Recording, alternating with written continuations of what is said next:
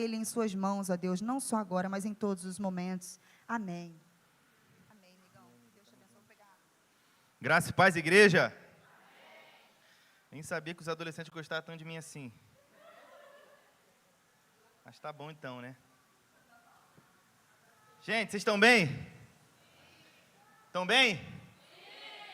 Então abre a Bíblia aí em 2 Timóteo, capítulo 4. Hoje é um texto fácil para nós entendermos. Vai ser uma mensagem objetiva, muito prática. Daniel, lembra de mim, Daniel? Lembro de tu também.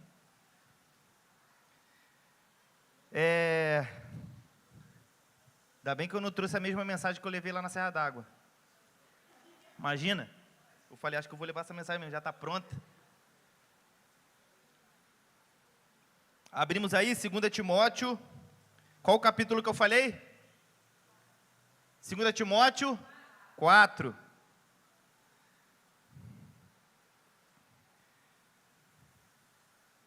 Acompanha comigo aí, ó. Eu lhe digo solenemente, na presença de Deus e de Cristo Jesus, que um dia julgará os vivos e os mortos, quando vier para estabelecer o seu reino. Pregue a palavra. Esteja preparado, quer a ocasião seja favorável, quer não. Corrija, repreenda, encoraje com paciência e bom ensino, pois virá o tempo em que as pessoas já não escutarão o ensino verdadeiro, seguirão os próprios desejos e buscarão mestres que lhes digam apenas aquilo que agrada os seus ouvidos. Rejeitarão a verdade e correrão atrás de mitos. Você, porém, deve manter a sobriedade em todas as situações. Não tenha medo de sofrer. Trabalhe para anunciar as boas novas e realize todo o ministério que lhe foi confiado. Quanto a mim, minha vida já foi derramada como oferta para Deus. O tempo de minha morte se aproxima. Lutei o bom combate, terminei a corrida e permaneci fiel. Em algumas versões, guardei a fé. Agora o prêmio me espera, a coroa da justiça, que o Senhor, o justo juiz, me dará no dia da sua volta. E o prêmio não será só para mim, mas para todos que com grande expectativa aguardam a sua vinda. Curva a sua cabeça. Senhor Deus e Pai, graças te damos, ó Deus, por mais uma oportunidade. Muito obrigado, ó Pai, por cada vida aqui presente, por cada família aqui, Pai, representada. Ó Deus, eu quero colocar diante do Senhor essa palavra, esse momento, que seja o Teu Espírito Santo que habita em mim, que fale a igreja, porque se for só eu, vai ser apenas um discurso motivacional, mas o Teu Espírito Santo tem o poder de sondar o mais íntimo de cada ser aqui presente, ó Deus, e fazer com que essa palavra gere frutos para a honra e glória do Teu nome, amém. Tá calor aí, gente? Vai ficar mais um pouquinho com o passar do tempo, mas tá bom, estamos juntos. 2 Timóteo capítulo 4, a gente leu os versículos 1 até o versículo 8, e aqui, gente, a gente está se deparando com as últimas palavras de Paulo ao Timóteo, que era o seu moço, que era o seu parceiro de caminhada. E, gente, se isso aqui fosse um filme, a gente ia colocar esse filme e a categorizar esse filme no padrão de drama, porque aqui, às vezes, a gente lê, mas a gente não consegue compreender. Provavelmente, essa segunda carta a Timóteo é a última carta do apóstolo Paulo. A gente está diante de as últimas palavras do apóstolo Paulo. O apóstolo Paulo é uma das maiores referências de pregador e de missionário que nós encontramos na Bíblia. E a gente está diante das últimas palavras desse pregador e desse missionário. Paulo escreveu diversas cartas. E a gente se encontra aqui no capítulo 4, o último capítulo de 2 Timóteo. Então, se fosse um filme, a gente ia categorizar como drama. Imagina, ele lá velhinho, já esperando a sua morte, escrevendo essa carta para Timóteo. Já a gente sabe que Paulo vai partir. e é a segunda carta dele a Timóteo, e ele convoca Timóteo para o ministério.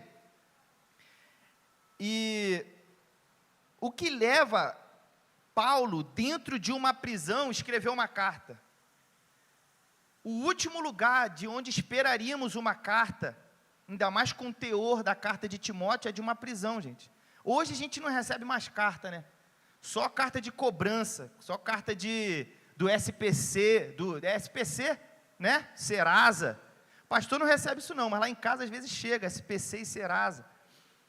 E a gente não recebe mais carta, mas imagina você receber uma mensagem no WhatsApp de uma pessoa que é uma referência muito grande para você, é uma pessoa que você ama, uma pessoa que você admira o ministério, é uma pessoa que está contigo o tempo inteiro e você está recebendo essa última mensagem dessa pessoa.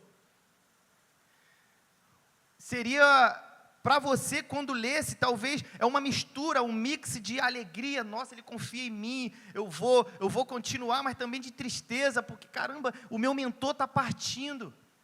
Mesma coisa que chegar no final da vida, o pastor Marcos ficar mandando uma mensagem para mim, ele já velhinho, já partindo.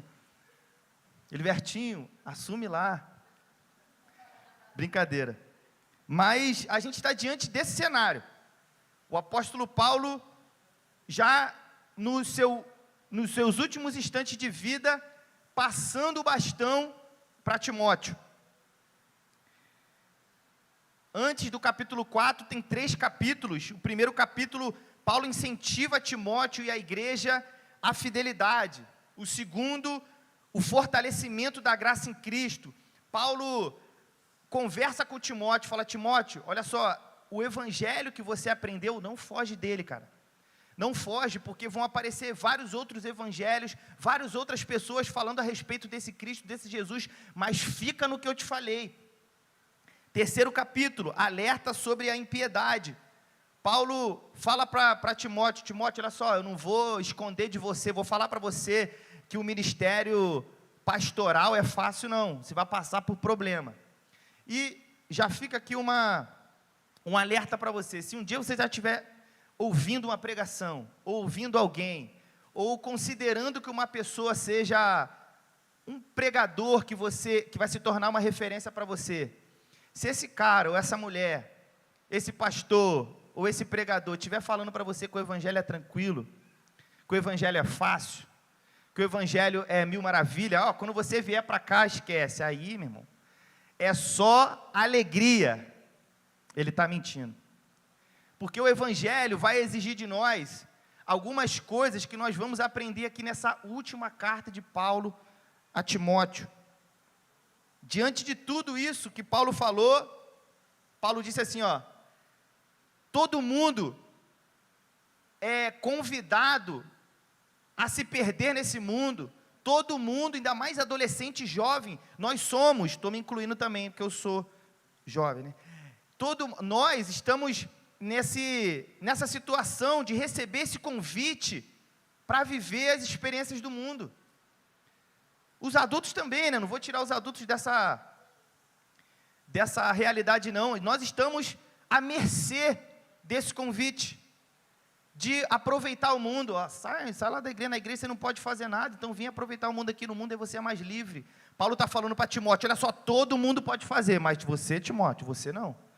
Fica na palavra que eu te falei, olha só, todo mundo vai te chamar para fazer qualquer outra coisa que não seja anunciar a palavra. Tu, porém, permanece na palavra, permanece no verdadeiro evangelho que você aprendeu. E Paulo, quem aqui é tímido? Quem aqui é tímido? Vocês são tão tímidos que nem levanta a mão, pô. É só, estamos entre amigos. Quem aqui é tímido? Assim, falar, eu me considero tímido. E quem não é tímido? Então tem alguma coisa errada, porque eu só fiz 2 perguntas. E um montão de gente não levantou a mão. Quem é tímido aqui? Tímido. Tenho dificuldade de falar em público. Então vou melhorar a pergunta. Quem tem dificuldade de falar em público? Já melhorou. Quem tem facilidade de falar em público? Já melhorou. Quem tem facilidade de falar em público, a pregação é um bom ministério para seguir. Vamos estudar a Bíblia e pregar o evangelho. Não está não? Aqui, prega a palavra. A gente vai ter que pregar. Mas, por incrível que pareça, Timóteo era tímido. Timóteo tinha essa dificuldade, ele não tinha facilidade com as palavras, de lidar com os outros. Timóteo era muito inseguro. Então, é uma notícia boa que a gente já aprende aqui no começo. Se você é tímido, Deus vai usar você também. Porque Deus usou Timóteo. Timóteo era um cara tímido, muito inseguro, e Timóteo, nos primeiros capítulos, a gente percebe que ele recebeu vários ataques. Timóteo foi questionado pelo seu ministério. Timóteo foi questionado ele foi ridicularizado por seguir Paulo, falar, o teu mentor só vive preso, o teu mentor vive pedindo caridade, o teu mentor só vive doente, pelo amor de Deus, Timóteo, larga esse mentor aí. Então ele foi ridicularizado por seguir Paulo, e a personalidade de Timóteo era tímido e inseguro, e a gente percebeu aqui que Deus chama pessoas tímidas também. E Timóteo, e aqui Paulo no capítulo 4, faz um pedido, que é o primeiro tópico aqui que a gente vai começar, pregue a palavra, que é esse. Paulo aqui no versículo 1, agora a gente vai ler de novo aí, a gente vai só passear nesses 8 versículos, para a gente compreender um pouquinho mais esse texto. Vamos lá no versículo 1, eu lhe digo solenemente, na presença de Jesus Cristo, que um dia julgará os vivos e os mortos, quando vier para estabelecer o seu reino. Então Paulo coloca Timóteo diante de ninguém mais, ninguém menos do que Jesus e Deus. Paulo fala assim, Timóteo, olha só, eu vou te pedir uma coisa, mas antes de eu te pedir, se liga aqui numa parada. Está eu, Deus, Jesus e você aqui. Então, diante deles, eu quero que você assuma um compromisso. Pregue a palavra. Pregar a palavra, a gente vai entender aqui agora no versículo 2, acompanha comigo. Pregue a palavra, esteja preparado, quer a ocasião seja favorável, quer não. Corrija, repreenda e encoraje com paciência e bom ensino. Aqui Paulo está falando para Timóteo, Timóteo, você precisa pregar a palavra em tempo e em fora de tempo. E o que é em tempo e em fora de tempo? Significa que a gente precisa estar sempre pronto para pregar essa palavra. Nós estávamos conversando no seminário, que eu tenho um amigo, que ele gosta muito de política, é muito inteirado nesses assuntos de política. Não sei se alguém aqui mas ele é muito inteirado mesmo. Então, qualquer oportunidade de falar de política, ele fala. Porque se aconteceu tal coisa, meu presidente não ia deixar acontecer isso. Ah, mas aconteceu tal coisa. Não, mas se fosse fulano... Ah, mas as coisas estão ruins lá no Congresso. Também, fulano está lá. Ah, mas também fulano saiu. Então, toda hora ele tinha uma coisa para contar. E ele fala, eu falo de política mesmo. Aonde quer que eu estiver, eu vou falar de política. Aí eu perguntei, mas se fosse para o evangelho, se também fosse assim... Só que às vezes, a gente imagina ou cria um cenário na nossa cabeça que nós vamos ser chatos se a gente for falar do Evangelho. Que a gente vai ser inconveniente para falar do Evangelho. E aí eu quero te fazer uma pergunta nesse primeiro tópico. Prega a palavra. Quais são os assuntos que você tem prazer em conversar? Quais são os assuntos que te animam, que ninguém te chamou para conversa, tocaram no assunto, vou dar minha opinião. Existem assuntos aqui que os adolescentes gostam de conversar, os jovens gostam de conversar, mas quando fala em evangelho, ele não dá nem a opinião dele direito, não tem também uma opinião formada sobre o que é... Ai, caramba. Ninguém me avisa, hein? Não dá opinião direito, não sabe nem o evangelho que ele acredita, não sabe os fundamentos do evangelho. E eu quero te convidar a depois que a gente sair daqui, você se perguntar, será que eu sei de cor os fundamentos do evangelho? Será que eu sei o porquê que eu estou na igreja? Gente, porque Eu, na minha adolescência, vou confessar a vocês, eu não era um adolescente convertido, não. Não era, não. Eu tinha mais prazer nas coisas do mundo do que nas coisas da igreja. E eu fui me converter depois de algum tempo. Só que hoje eu me arrependo de não ter vivido a minha adolescência na igreja. Porque isso acaba acarretando alguns problemas para a gente no decorrer da vida. A gente vive experiências que não precisava viver. E eu quero te convidar a pensar sobre isso. Por que você está na igreja? Por que você frequenta os cultos de domingo de manhã, para quem tem culto domingo de manhã, quarta ou quinta noite? Por que você é evangélico? Por que você carrega essa responsabilidade? Se alguém te perguntar por que você é cristão, você vai falar o quê? Eu sou cristão porque meu pai é também, e minha mãe vai, às vezes lá tem lanche na salinha lá tem lanche, e às vezes tem cafezão, aqui tem cafezão, né, pastor? Quando tem café, vem crente que eu nunca vi na vida, quando tem cafezão, né, tia Benita? Vem crente, meu Deus do céu. Mas por que você é cristão? A adolescência já é uma fase onde a gente consegue ter maturidade sobre esse tipo de pergunta. Se alguém perguntar a você, por que você é cristão, o que você vai responder?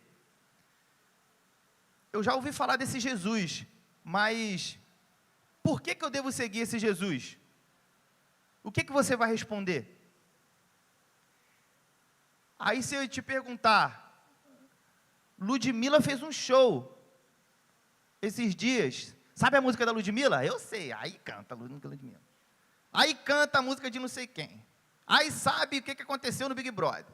Aí sabe o que aconteceu na Fazenda. Só que o assunto que é pertinente à nossa vida, não só aqui, mas como a nossa vida eterna, a gente não tem prazer em conversar sobre ele.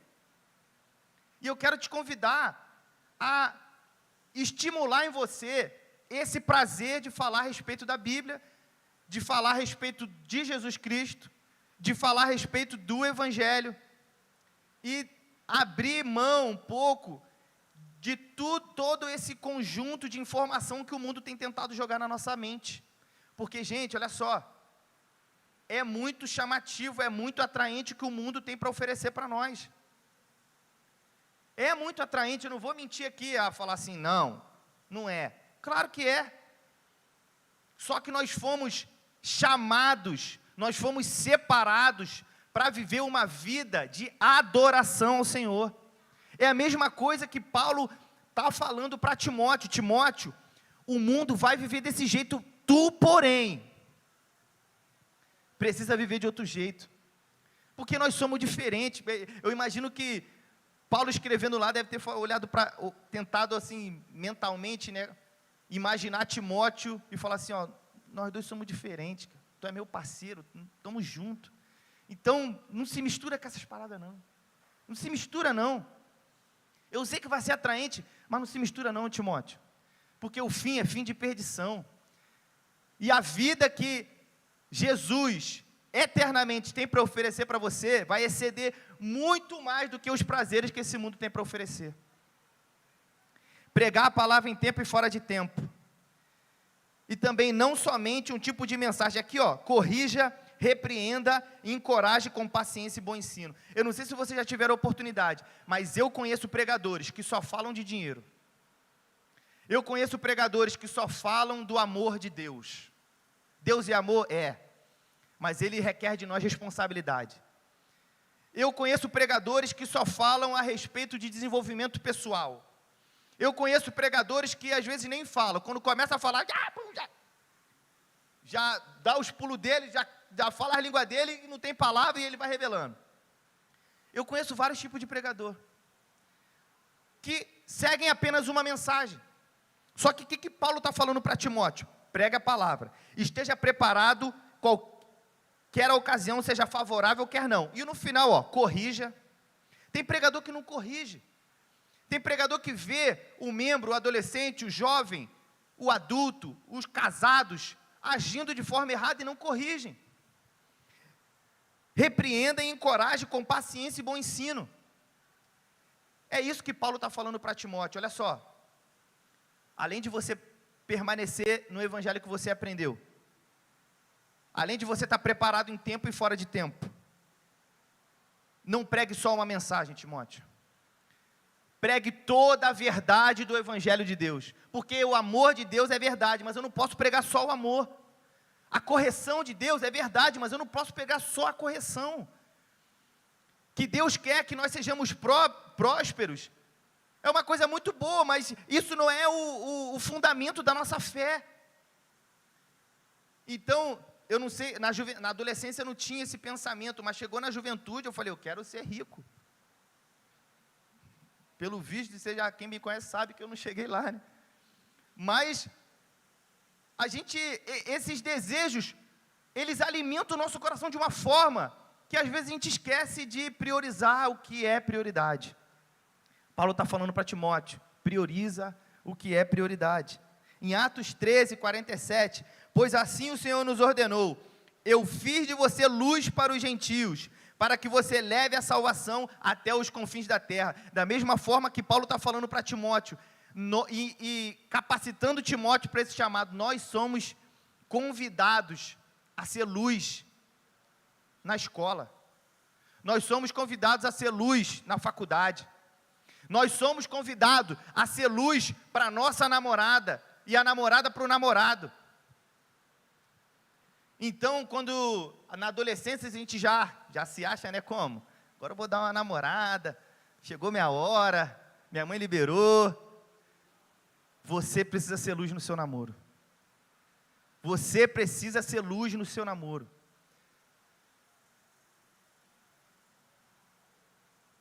Gustavo? Vamos passar para o versículo 3? Acompanha comigo. Pois virá o tempo em que as pessoas já não escutarão o ensino verdadeiro, seguirão os próprios desejos e buscarão mestres que lhes digam apenas aquilo que agrada os seus ouvidos. Paulo está falando para Timóteo, olha só, as coisas vão ficar difíceis, cara. As coisas elas vão piorar de um jeito que você precisa ser forte para se manter. Irmãos, todos que vivem o evangelho verdadeiro, uma hora ou outra, nós vamos ser perseguidos. Nós vamos ser perseguidos. Essa é uma verdade que precisa estar clara no seu coração. Um dia você vai ser perseguido. E qual é a fé que você vai professar? Jovem e adolescente, um dia vocês vão ser perseguidos por defender essa palavra. E qual é a fé que vocês vão professar? Timóteo, você vai pregar e eles não vão suportar a sã doutrina. O que Paulo está falando aqui, Timóteo? Esse evangelho que você está pregando, que você aprendeu com a gente, aprendeu comigo, você vai anunciar esse evangelho. Só que as pessoas elas não vão querer ouvir. Quando a Bíblia fala de apostasia, não significa apostasia, não é somente abandonar a fé. Às vezes a gente acredita que apostasia é abandonar a fé, não é somente isso. Apostasia é abandonar a verdade. E eu quero fazer uma pergunta para vocês. Vocês acham que na nossa geração a verdade está se tornando mentira e o certo está se tornando errado? Sim ou não? Paulo está falando para Timóteo, olha só, você vai pregar o evangelho, só que eles não vão dar ouvidos, e por incrível que pareça, você vai falar a verdade, Timóteo, mas eles vão te apedrejar por causa disso. Por quê? Porque hoje o certo está virando errado, o errado está virando certo, gente. E quem é que está dominando essa classe aí? Os jovens e adolescentes. Porque é muito mais fácil eu convencer a cabeça de um jovem ou adolescente do que um cascudo, do que uma pessoa que já é vivida. A pessoa que já é vivida já tem os seus fundamentos ali firmes. Agora o jovem que ainda não se decidiu por completo, ainda não tem a sua vivência, a sua experiência, a sua bagagem, Se não estiver firme na palavra, vai se deixar levar. Paulo está falando, não suportarão a sã doutrina. Nós somos chamados, não só por Paulo, mas por toda a Bíblia, a pregar a palavra e anunciar a sã doutrina. Sã doutrina é o quê? É a palavra de Deus. A Bíblia diz para nós sermos bons obreiros que manuseiam bem a palavra da verdade. E quando fala manuseiam bem a palavra da verdade, não é, abre a Bíblia em Josué 18, abre, não é isso. Eu manuseio bem a Bíblia, eu sei achar rapidinho o versículo onde está, eu sei achar onde o livro, não é isso. Quando a Bíblia fala assim, sejam bons obreiros que manuseiam bem a palavra da verdade, é que vocês saibam que verdade que vocês acreditam. Existem pessoas que não sabem ler, existem pessoas que nunca leram um capítulo bíblico, mas elas manuseiam bem a palavra da verdade.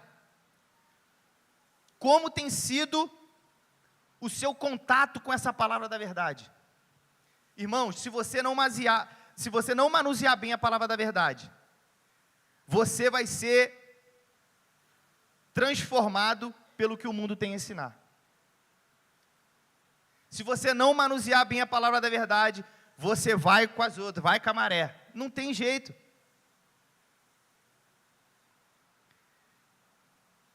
Existe uma frase do Tim Keller,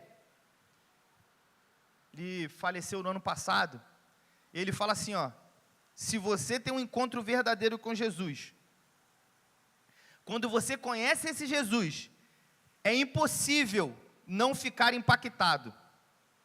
Ou você fica maravilhado querendo mais esse Jesus, ou você sai todo ofendidinho.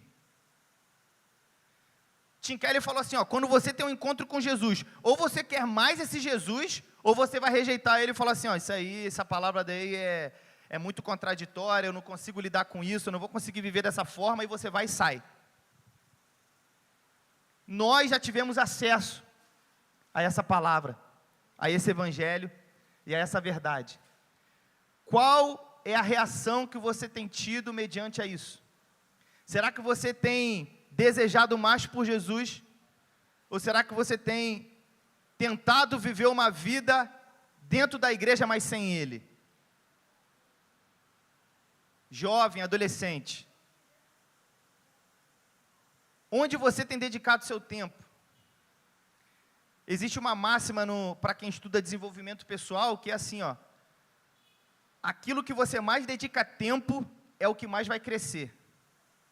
Se eu dedicar muito meu tempo no videogame, eu vou ficar bom no videogame. Eu vou crescer no videogame. Se eu dedicar muito meu tempo jogando bola, eu vou jogar bem bola. Se bem que tem gente que joga e não joga bem. Mas aonde onde eu dedico tempo, ali a minha facilidade de aprendizado, ela cresce, ela fica exponencial, porque eu me dedico muito naquilo ali. Então eu te pergunto, aonde você tem dedicado esse tempo? Eu quero alertar aqui, como Paulo está querendo alertar Timóteo, para que a gente fique nesse evangelho que a gente aprendeu, e a gente não se deixe levar pelo que o mundo tem a ensinar para nós. Porque se tem uma coisa que o diabo quer, é que você fique perdido, jovem, adolescente e adulto, aqui dentro da igreja. O diabo não quer te tirar da igreja. O inimigo da nossa vida, ele não quer tirar a gente da igreja. Ele quer que a gente fique aqui mesmo, só que perdido. Ele quer que a gente fique aqui causando picuinha, contenda. Ele quer que a gente fique aqui vivendo o evangelho ralo de mentira e desanimando os outros irmãos. É isso que ele quer. Quando você conhece o verdadeiro Jesus, é impossível não ficar impactado. Ou você fica maravilhado querendo mais esse Jesus, ou sai ofendido. Tim Keller. Vamos passar para o capítulo 5. O 4 diz, rejeitarão a verdade e correrão atrás de mitos. Acabei falando sobre isso, que a gente vai querer pessoas que falem aquilo que a gente quer ouvir. Eu, quando comecei a estudar, gente, eu segui cada cara ruim. Quando eu comecei o seminário, eu já estava apaixonado e sedento por querer aprender mais sobre a Bíblia. Porque tinha coisas na Bíblia que eu li e não entendia. Aí, quando eu vi as pessoas falando, esse texto fala isso, mas quer dizer isso, eu falava, caramba, isso aí é diferente. Comecei a seguir uns caras, que quando eu descobri mesmo o que era o Evangelho, eu falei, como é que eu segui esse cara? Então, se você não manusear bem essa palavra da verdade, vão haver mestres, professores e pastores, que vão falar um papinho gostoso, e você vai cair, porque você não sabe o que é o certo, o que é o errado direito. Nós precisamos manusear bem a palavra da verdade. Versículo 5, acompanha comigo. Você, porém, Timóteo, deve manter a sobriedade em todas as situações. Não tenha medo de sofrer. Trabalhe para anunciar as boas novas e realize todo o ministério que lhe foi confiado.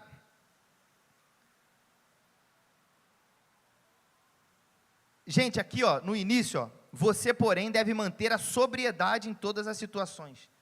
O que me chamou a atenção nesse versículo 5 é manter a sobriedade em todas as situações. Aqui essa palavra sobriedade, no grego, ela é a palavra nefo. Pode passar, olha lá. É a palavra nefo, que significa calmo, sereno, dominado pelo Espírito Santo, ter o domínio próprio, que é um fruto do Espírito. E eu quero te perguntar aqui, você tem domínio próprio? Não sei nem o que é domínio próprio. Como que você reage às coisas ruins ou às adversidades ou os problemas que acontecem na sua vida? Eu vou para um exemplo mais prático.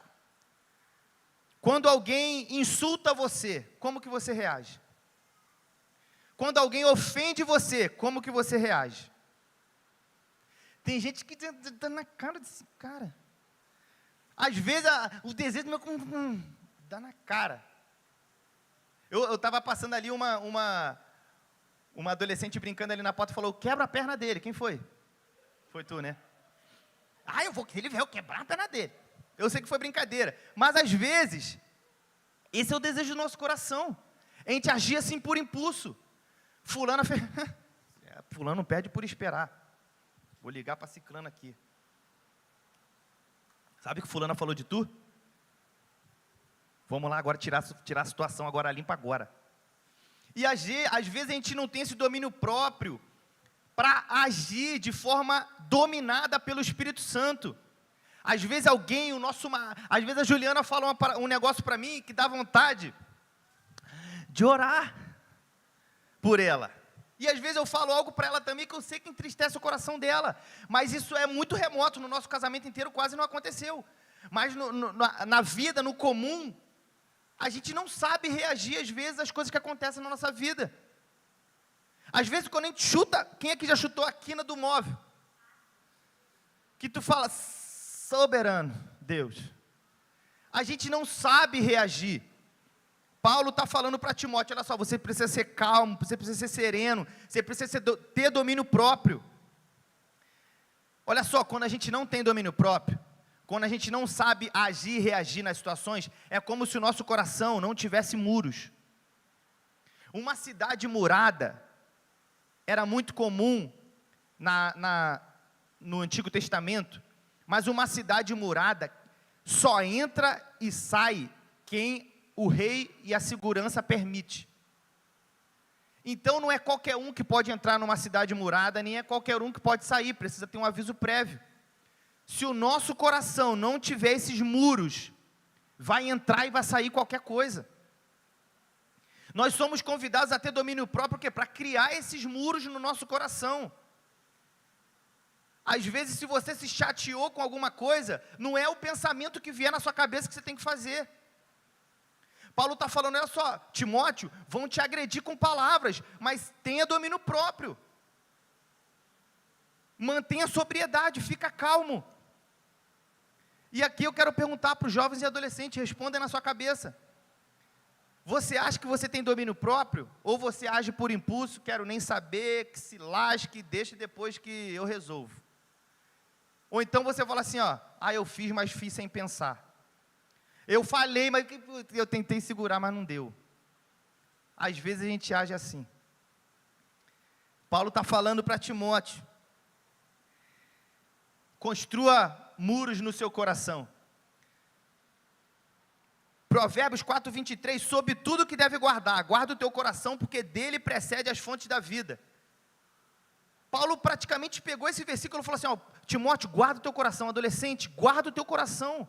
Sabe por quê? Se você alimentar o teu coração de coisas desse mundo, você só vai pensar nisso.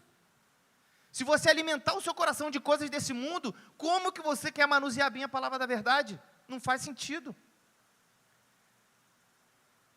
As interferências externas não podem desestabilizar a gente. E a gente sofre muito interferência externa. Se a gente não tiver com essa muralha construída no nosso coração, nós vamos sofrer interferências externas e vamos se deixar levar por elas. Tem uma analogia que é de um homem montando num elefante. Quem aqui já montou no elefante? 1, 2, 3, 4, 5 pessoas. Amém. Tem uma analogia do homem montando no elefante. E ele pega a rédea, joga para o lado, o elefante vai.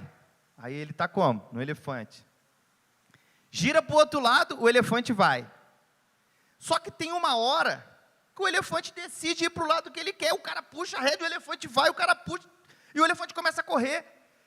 O elefante é como se fosse o nosso subconsciente. E nós como se fôssemos esse homem. Às vezes a gente consegue organizar, às vezes a gente consegue pensar no que a gente vai falar, no que a gente vai agir. Mas às vezes o subconsciente toma conta de nós, a gente reage de uma forma que o elefante saindo para tudo quanto é lugar, depois viu, você parou de falar com o ciclano, você entristeceu o fulano, você falou que não devia para sua mãe, ou você entristeceu o seu irmão, ou você falou que não devia para a professora, você agiu de forma errada.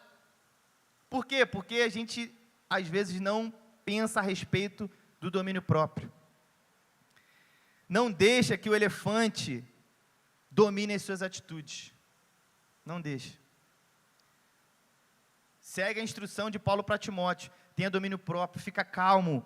As coisas não vão ser fáceis, mas fica calmo. Pode passar aí. Versículos 6 e 7, vamos ler, para acabar. Quanto a mim, minha vida já foi derramada como oferta para Deus. Paulo aqui está no finalzinho da sua vida já, numa prisão em Roma. Ele já sabia que não iriam libertá-lo. Então ele resolve escrever essa carta.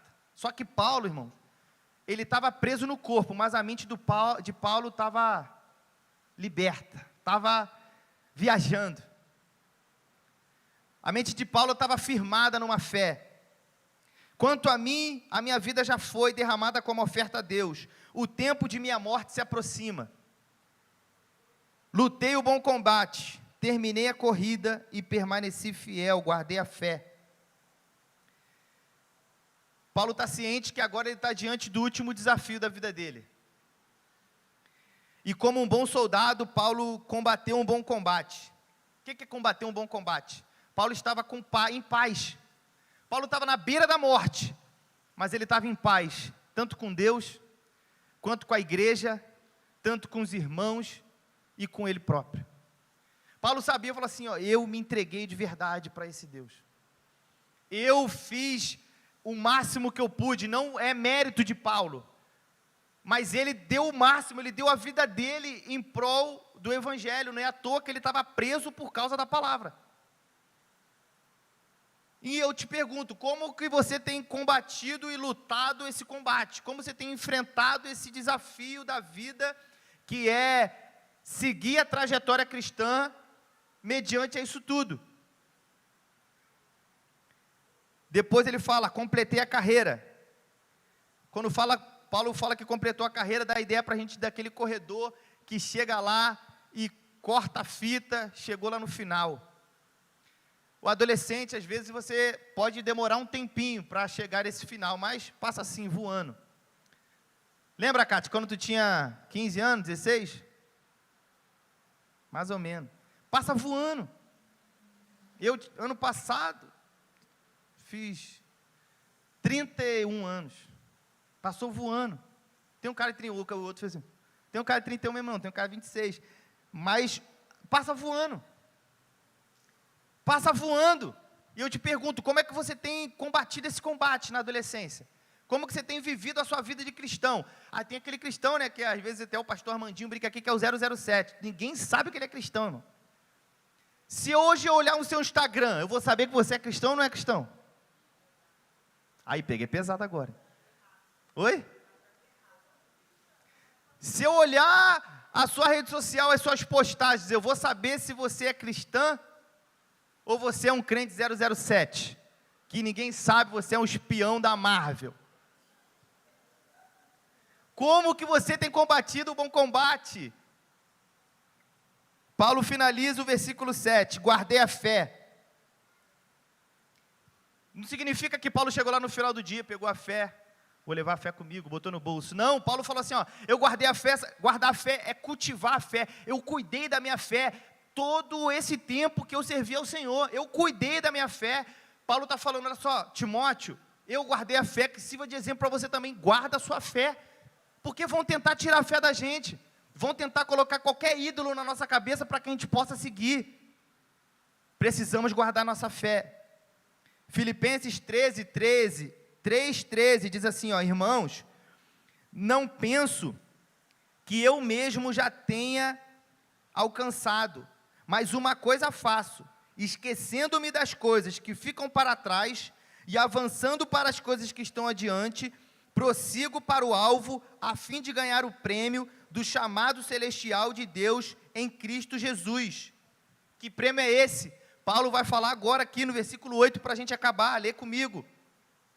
Agora, ó, isso a gente leu em Filipenses, agora a gente está aqui no último versículo que a gente leu. Agora o prêmio me espera, a coroa de justiça que o Senhor, o justo juiz, me dará no dia de sua volta.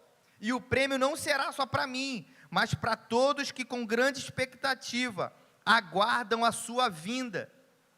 Paulo está convicto da sua salvação. Paulo ele fala assim, ó, agora eu já fiz tudo, já combati o bom combate, agora eu vou receber o prêmio. Paulo já sabia que ele ia receber o prêmio. Paulo estava convicto que ele ia ser salvo. Você tem convicção da sua salvação? Tem gente que, não sei. Quem aqui tem convicção da salvação? Você levantar, alguns levantaram, alguns ficaram meio tímidos. Quem é tímido baixou a mão. Quem aqui tem convicção da salvação? Amém. Tem gente que não tem. Mas isso é normal. Isso é normal porque muitas vezes a gente pensa que as falhas que a gente comete vão diminuir o amor de Deus para com a gente. Às vezes a gente pensa que os vacilos que a gente dá vai diminuir o amor de Deus. Mas eu quero te dizer uma coisa. Se você fosse 100 vezes pior do que você é hoje, você não ia conseguir chegar nem perto do amor que Deus tem por você. Não ia. Deus, Ele ama a gente muito. Ama a gente muito e muito. Não é à toa que Ele deu seu Filho. O Yuri leu aqui. Ele deu o Filho para que nós tivéssemos vida. Ele deu o Filho para todo aquele que nele crê. Será que vamos estar em paz igual o apóstolo Paulo estava?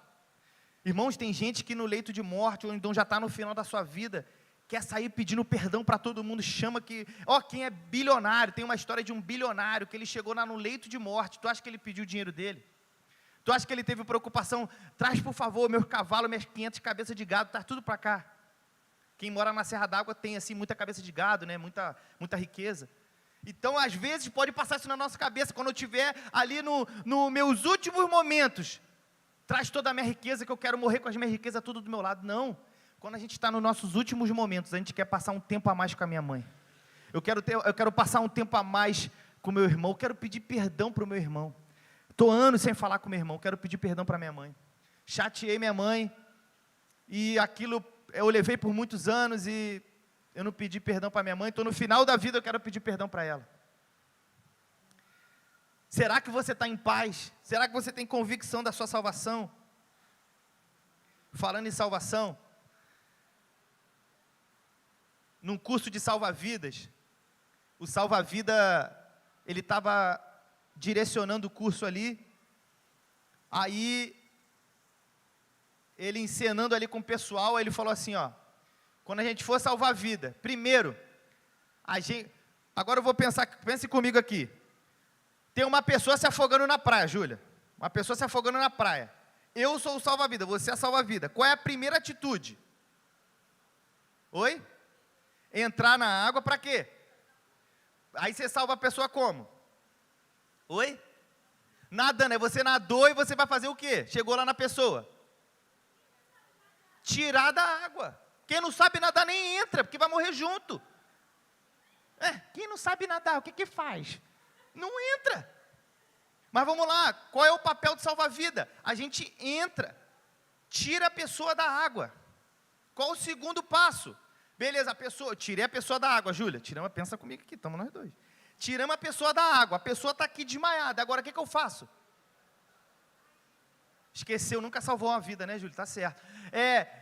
Qual é o segundo passo, gente? Tirei a pessoa da água, a pessoa está aqui desmaiada. O que eu faço? Tu ia salvar a vida, Letícia? Já salvou a vida de alguém? É o quê? É o quê? Primeiro socorro, com a intenção de que eu vou fazer o primeiro socorro? Tirar a água de dentro da pessoa. A pessoa bebeu muita água. Então, primeiro eu tiro ela de dentro da água. Depois eu tiro a água de dentro da pessoa. Porque a pessoa está ali, se afogou, bebeu muita água. E depois, o que você faz? Tirou a água e você reanima a pessoa. Esse é o protocolo do salva-vida. Tira a pessoa de dentro d'água, depois tira a água de dentro da pessoa e depois reanima ela, para ela voltar à vida. E a mesma coisa que Jesus fez com a gente. Tirou a gente do pecado. Depois Ele tirou o pecado de dentro de nós. E nos deu uma vida, uma oportunidade e um privilégio de viver uma vida abundante. Prêmio, o meu prêmio, o seu, não é conquistar uma boa faculdade, não é ter muito dinheiro, não é ter um carro do ano, esse não é o nosso prêmio. O nosso prêmio é viver vida eterna ao lado de Jesus Cristo. Esse é o nosso prêmio. Curva a sua cabeça. Senhor Deus e Pai, graças te damos, ó Deus, por essa palavra. Muito obrigado, ó Deus, por essa oportunidade. Coloco diante do Senhor cada adolescente, cada jovem, cada pessoa que está aqui. Ó Deus, que o Senhor possa ministrar essa palavra nos corações, fazer com que compreendamos, ó Pai, o chamado de Paulo para Timóteo, que possamos pregar a palavra em tempo e fora de tempo, que possamos ser calmos, que possamos construir muros em nosso coração para que tenhamos domínio próprio, que possamos ser relevantes, ó Pai, aonde quer que estejamos, ó Pai, que cumpramos esse chamado, ó Deus, com fervor e com amor, que cada adolescente aqui possa entender a responsabilidade de ser um verdadeiro cristão, ó Deus, que apesar das dificuldades, que apesar dos problemas, que apesar das adversidades, nós somos super felizes, porque o nosso prêmio é eternamente contigo, em nome de Jesus, amém. Muito obrigado pela oportunidade.